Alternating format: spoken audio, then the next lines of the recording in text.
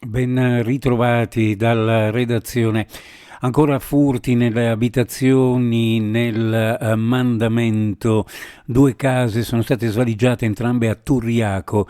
I ladri non hanno disdegnato di prelevare quanto prima vista sotto mano, contanti soprattutto, per alcune centinaia di euro.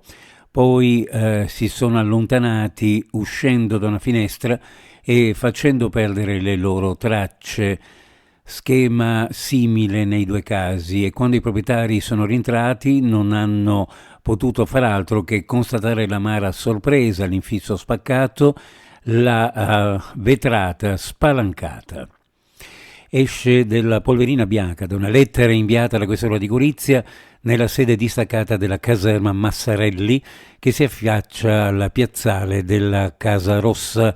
La Polizia di Stato non sottovaluta l'episodio e fa scattare immediatamente la procedura di sicurezza. Il sospetto infatti era che potesse trattarsi di antrace, eventualità che è stata poi esclusa dai test.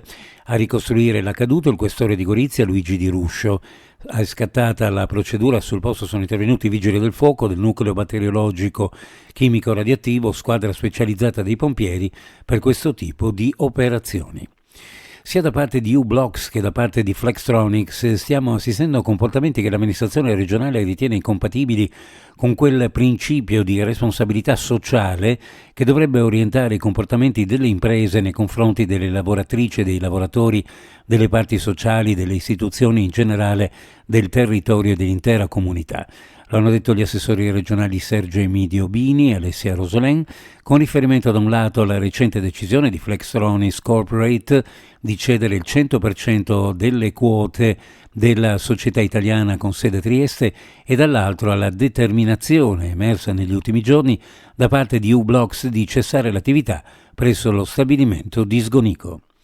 Presentato a Trieste ieri presso il Palazzo della Regione il 23° rapporto annuale dell'INPS sull'invecchiamento della popolazione e le nuove dimensioni del welfare, uno studio che, come evidenziato dall'assessore regionale Alessia Rosolin, offre utili spunti per affrontare le sfide future legate al welfare territoriale con visione condivisa e lungimirante alla luce dei profondi cambiamenti che stanno investendo la società, con la proficua collaborazione tra Regione e INPS, che può lasciare spazio a ulteriori margini per implementare le politiche fin qui messe in atto a sostegno delle fasce più fragili della popolazione.